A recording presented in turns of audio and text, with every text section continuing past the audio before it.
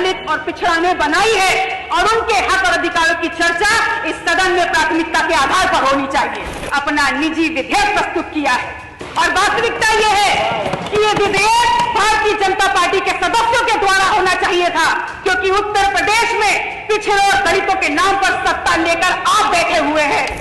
माननीय सदस्य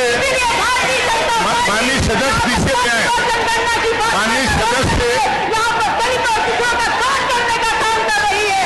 यहाँ पर अगर बात करो अनुसूचित जनजाति की, यहाँ बात करो जातिवाद जनगणना की, माननीय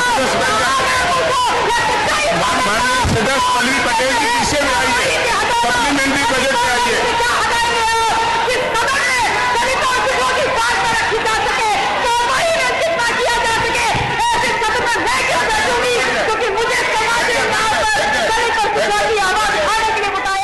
धन्यवाद अधिष्ठाता महोदय। जिस यूनिवर्सिटी में आप पढ़े हैं उस यूनिवर्सिटी में मैं भी पढ़ा हूँ, उसी यूनिवर्सिटी में, और उसी यूनिवर्सिटी का मैं छात्र संघ का महामंत्री रहा हूँ और चुनाव जीत करके तीसरी बार आया हूँ और मंत्री जी विधान परिषद के द्वारा आज मंत्री बने हैं। तो अगर परिवारवाद की एक सूची बना लिया जाए, बैठे श्रीमती पल्लवी पटेल जी ने व्यवस्था दे दी, हमने प्लीज बैठे श्रीमती पल्लवी पटेल जी। धन्यवाद अधिष्ठाता महोदय। आज इस सदन में चर्चा का विषय है अनुपूरक अनुदान की मांगों पर चर्चा, और जब इस बजट को मैंने पढ़ा तो सबसे पहले मेरे दिमाग में एक ख्याल आता है कि क्या है ये अनुपूरक बजट। ये है भारतीय जनता पार्टी का अनुपूरक बजट, वो भारतीय जनता पार्टी जो अपने आप को इस विश्व की सबसे बड़ी संगठन होने का दंभ भरती है और डंका पीट कर कहती है। अगर डंका पीट कर कह रहे हैं तो इसी सदन में अभी 5 मिनट पहले मैंने एक टिप्पणी सुनी है बहुत ही सीनियर सदन के सदस्य के द्वारा कि सांच को आंच नहीं। तो अगर सांच को आंच नहीं है तो इस सवाल का जवाब दीजिए कि उत्तर प्रदेश क्या सिर्फ हिंदुओं का प्रदेश है? एक धर्म के नाम का, एक धर्म विशेष के नाम का आप तुष्टीकरण करते हैं और अगर पूछा जाएगा तो आप कहेंगे नहीं होता। कैसे नहीं होता? अगर नहीं होता है तो आप बताइए इस बजट में आपने जैनों को क्या दिया है? आपने सिखों को और गुरुद्वारों को क्या दिया है? आपने बौद्धों को और बौद्ध मठों को क्या दिया है? आपने कबीर पंथों को क्या दिया है? और बहुत दूर मत जाइए, आपने नाथ संप्रदाय को क्या दिया है? क्या ये धर्मास्थल और इन धर्मों में आस्था रखने वाले लोगों की आस्था नहीं है?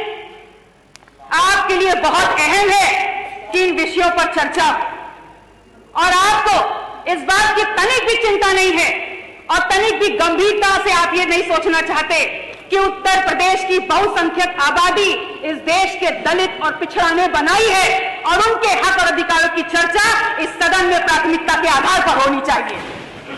माननीय अधिष्ठाता महोदय, इस बात को मैंने इसलिए उठाया है क्योंकि मैंने उत्तर प्रदेश में जातिवार जनगणना पर चर्चा के लिए अपना निजी विधेयक प्रस्तुत किया है और वास्तविकता यह है कि ये विधेयक भारतीय जनता पार्टी के सदस्यों के द्वारा होना चाहिए था, क्योंकि उत्तर प्रदेश में पिछड़ों और दलितों के नाम पर सत्ता लेकर आप बैठे हुए हैं, तो ये विधेयक भी आपके द्वारा आना चाहिए था।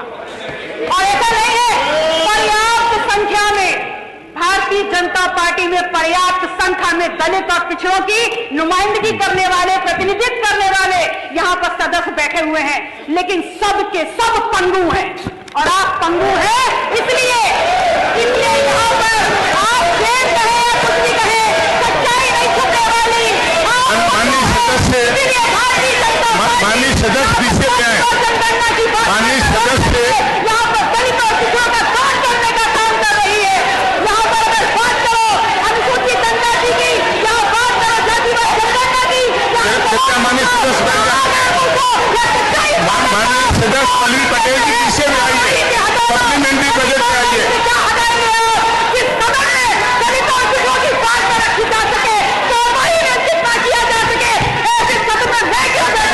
क्योंकि मुझे समाज के नाम पर दलित और पिछड़ा की आवाज उठाने के लिए बताया है। पल्लवी पटेल जी, माननीय पल्लवी जी, माननीय पल्लवी जी विषय पे है, विषय पे सप्लीमेंट्री बजट पे है। माननीय अधिष्ठाता जी, माननीय अधिष्ठाता जी, ये बात देखिए, ये केवल अनुपूरक पर ही रहना चाहिए। बात केवल अनुपूरक तक ही सीमित रहना चाहिए। ये अपने आप में माननीय पल्लवी जी आए, बात करवाइए, आप बात पूरी करिए। पल्लवी जी बात करवाइए। नहीं, आप आए, बात पूरी करें प्लीज। आप आइए, विषय पे आइए प्लीज, आइए, कार्रवाई में लिखा जाएगा विषय पे। केवल सप्लीमेंट्री बजट से संबंधित पर रखिए बात।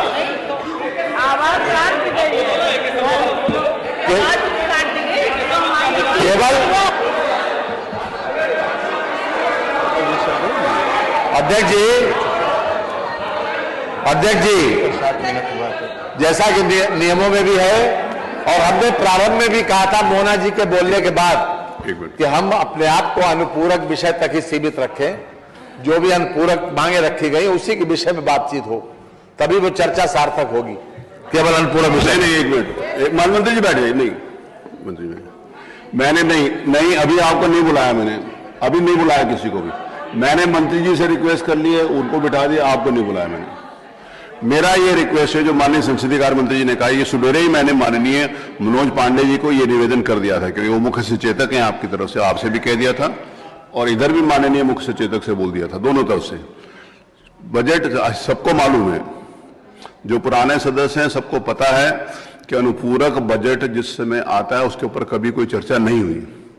लेकिन मैं एक स्वस्थ परंपरा के अंतर्गत माननीय संसदीय कार्य मंत्री जी से विचार विमर्श करने के बाद मैंने निवेदन किया कि अनुपूरक बजट के ऊपर चर्चा करिए। कभी भी नहीं हुई आज तक, 33 सालों में तो नहीं हुई जब से मैं बैठा हूं। मेरा निवेदन नहीं हुई, कभी नहीं हुई।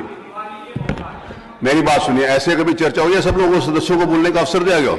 एक मिनट, आप ही बताइए, ऐसे कभी चर्चा ओपन टू द फ्लोर? ये कहा कभी चर्चा नहीं ओपन टू द फ्लोर कभी हुई है?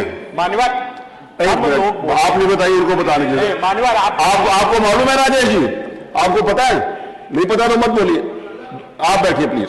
मान्यवर बहुत बार ऐसा अवसर आया है। कब हुई है? कम समय में हुई है। नहीं, कब हुई है? कब हुई है? बहुत बार हुई है। कभी आप कार्रवाई निकलवा लीजिए। बहुत पूरे हाउस में चर्चा हुई है?